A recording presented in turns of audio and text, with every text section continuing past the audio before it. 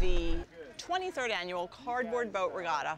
It's the largest event that is held each year at Lake Accotink Park. People come out and bring their cardboard boat creations that they've worked hard on building, and the boats are judged in different categories, such as most likely to float, most likely to sink, most creative, all kinds of interesting categories. And there are races in different categories by age group, and altogether we have probably about 50 or more boats.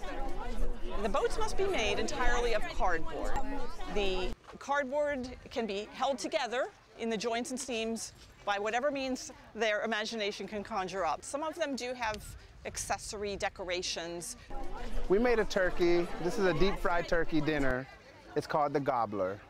I'm with SACC, the SACC program, and this is our third year. Doing the boat, and this year's theme is food. We're here with SACC. They have built a lobster boat for the boat regatta, and the kids have worked really hard, and they're very excited to, not sink and hopefully win the race. It's kind of nervous-making because I was kind of scared of just getting in the water, basically. We worked all together and practiced paddling for a while.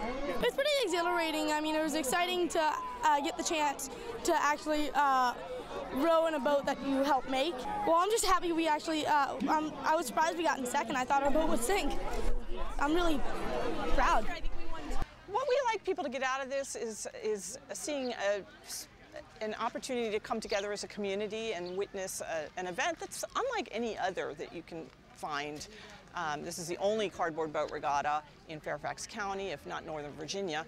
And it's a chance to get outdoors and enjoy the beautiful park that we have here with the lake.